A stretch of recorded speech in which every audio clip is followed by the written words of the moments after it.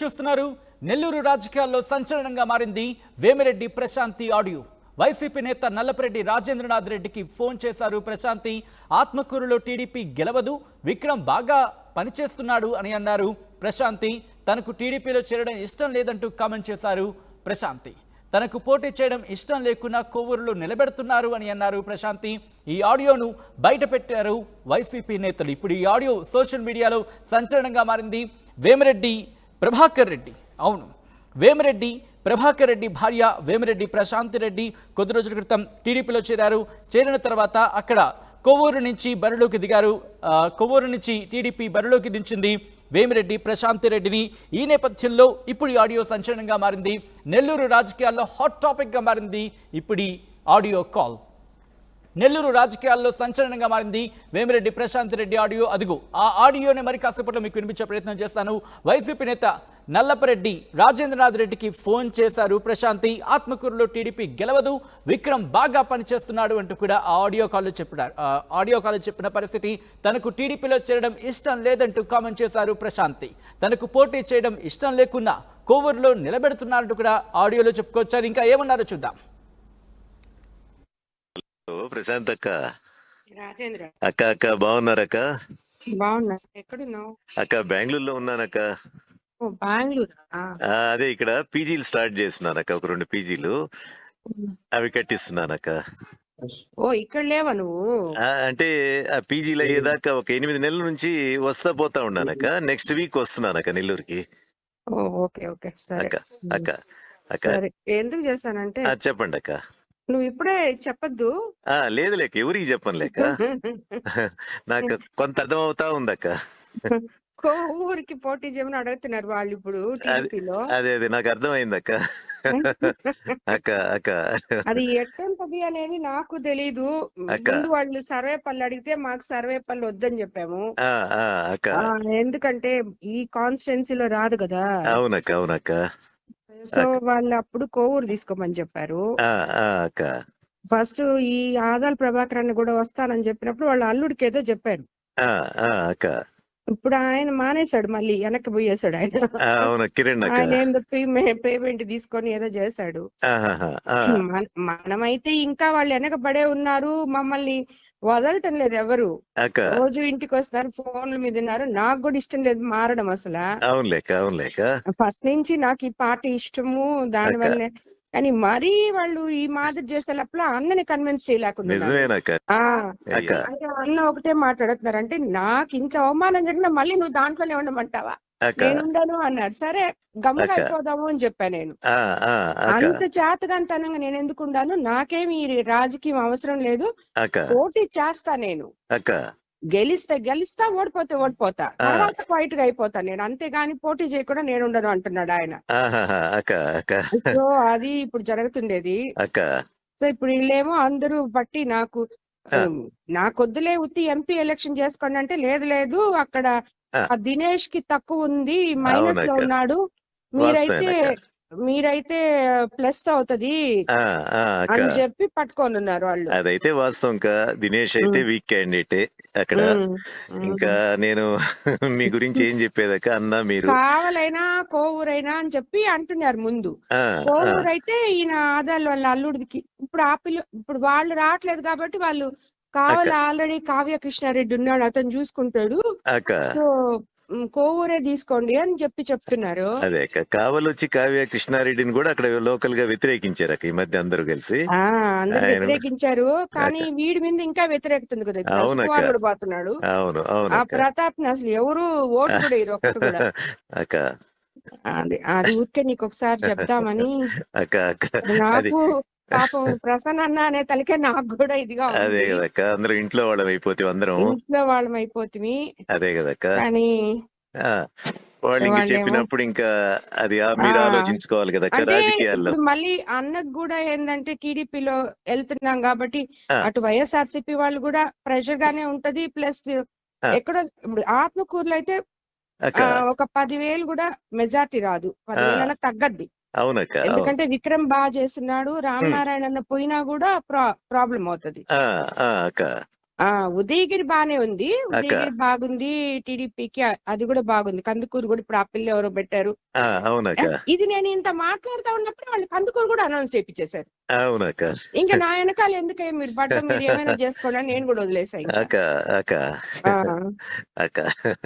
అది నేను మధ్యస్థంగా ఏం చెప్పలేను. నాకు ఇద్దరు, మీరు అన్న ఇద్దరు కావాలి కదా. ఈ మధ్య ఏంటంటే నేను కూడా కొంచెం అన్నకి దూరంగానే ఉన్నానక్క.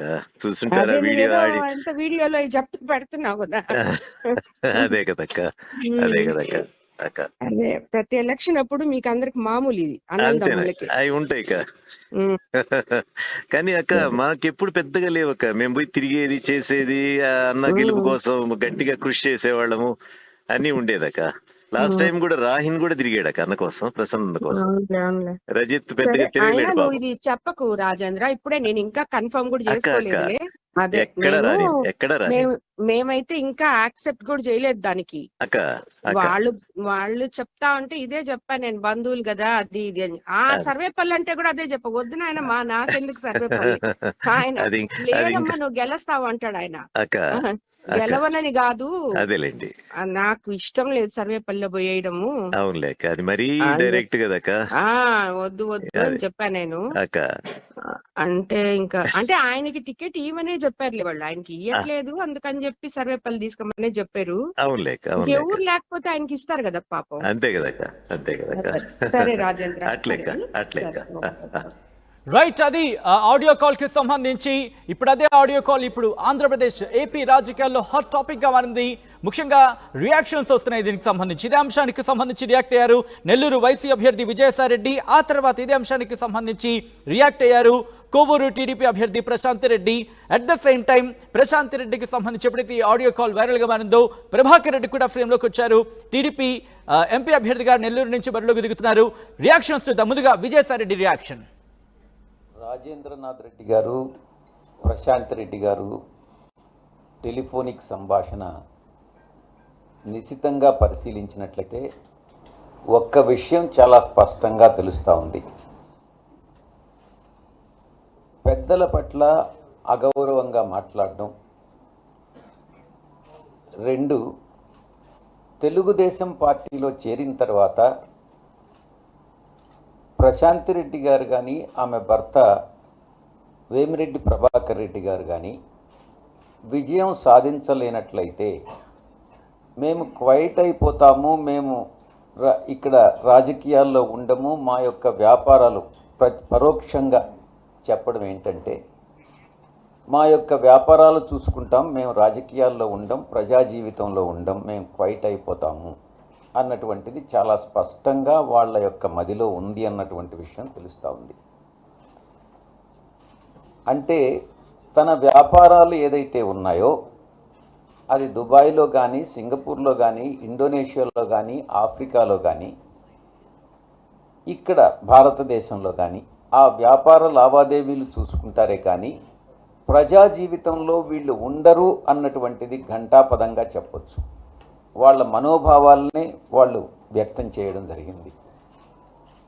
ప్రశాంత్ రెడ్డి గారి మనోభావాలు కానీ ఆమె భర్త మనోభావాలు కానీ దీన్ని బట్టి చాలా స్పష్టంగా తెలుస్తుంది. ఇప్పుడు నెల్లూరు ప్రజలే నిర్ణయించుకోవాలి. మీకు అనుక్షణం ఎల్లవేళలా మీ సమస్యల్ని ఆకలింపు చేసుకొని మీతో పాటు సహజీవనం చేసేటటువంటి వ్యక్తులు వైఎస్ఆర్సీపీ అభ్యర్థులు. వాళ్ళు కావాలన్నా, లేక మేము పోటీ చేస్తాం, ఓడిపోతే క్వైట్ అయిపోతాం, మేము మా యొక్క లావాదేవీలు చూసుకుంటాం అన్నటువంటి తెలుగుదేశం పార్టీ అభ్యర్థులు మీకు కావాలన్నా అన్నటువంటిది మా నెల్లూరు జిల్లా ఓటర్ మహాశైల్నే నిర్ణయించుకోవాలని వాళ్ళ విజ్ఞతకే నేను వదిలేస్తూ మంచి నిర్ణయాన్ని తీసుకోండి. ఎప్పుడు కూడా మా యొక్క వైఎస్ఆర్ కాంగ్రెస్ పార్టీ అధినాయకులు శ్రీ జగన్మోహన్ రెడ్డి గారు కానీ, మా యొక్క శాసనసభ్యులు కానీ, పార్లమెంటు సభ్యులు కానీ అనునిత్యం మేము ప్రజా జీవితంలోనే ఉంటాము, మీలో ఒకరిగా ఉండి మీ సమస్యల పరిష్కారం కోసం అహర్నిశాలు కృషి చేస్తామనని పత్రికాముఖంగా తెలియజేసుకుంటూ సెలవు తీసుకుంటా ఉన్నాను. నన్ను తట్టుకోలేక నా మీద ప్రజలు, కోవూరు నియోజకవర్గ ప్రజలు నా మీద చూపించే ఈ అభిమానాన్ని వాళ్ళు జీర్ణించుకోలేక ఈరోజు ఇక్కడికి వచ్చాను. వీళ్ళు ఏమి ఆశించి ఈరోజు పార్టీలో చేరారు? వాళ్ళకి కష్టం తప్పితే ఇంకోటి తెలియదు. వాళ్ళు ₹1 అమ్ముడుపోయేవాళ్ళు కాదు. అలాంటి వాళ్ళని ప్రతి ఒక్క గ్రామం నుంచి తండాలుగా అభిమానంతో వచ్చి నా దగ్గర వచ్చి చేరుతుంటే, అమ్మ మీరున్నారు, మీరు మాకు న్యాయం చేస్తారనే నమ్మకం ఉంది. ఎవరినైనా అడిగినా అదే చెప్తున్నారు. కాబట్టి మీరే మా ఎమ్మెల్యేగా కావాలి.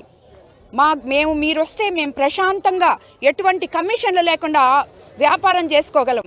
నాగమాంబపురం కానీ చెర్లోపాళెం కానీ ఎక్కడా తాగడానికి నీళ్లు లేవు. మహిళలు అలమటించిపోతున్నారు. అలాంటివన్నీ వాళ్ళు వచ్చి నా దగ్గర చెప్పుకొని నువ్వైతే న్యాయం చేయగలవు అని చెప్పి నాకు వచ్చి అభిమానంతో చెప్తుంటే ఇదంతా చూసి ఓర్వలేక చిన్న పెద్ద ఒకరని కాదు, వైసీపీ నాయకులు మొత్తం, ఆఖరాకి ఇక్కడ ఎంపీగా పోటీ చేస్తున్న ఆయన కూడా కనీసం విఘ్నత లేకుండా ఏం చేస్తున్నాం మనం, ఏం ప్రెస్ మీట్లు పెడుతున్నాం అనే ధ్యాస కూడా లేకుండా కేవలం నన్ను తట్టుకోలేక, వేమిరెడ్డి ప్రభాకర్ రెడ్డిని తట్టుకోలేక ఇలాంటి వికృత చేష్టలు చేస్తున్నారు ప్రతిపక్షాలు వాళ్ళు. అవి నేను మనస్ఫూర్తిగా ఖండిస్తాను. ఈ జిల్లా మహిళలందరూ నాకు అండగా ఉంటారని నేను భావిస్తున్నాను.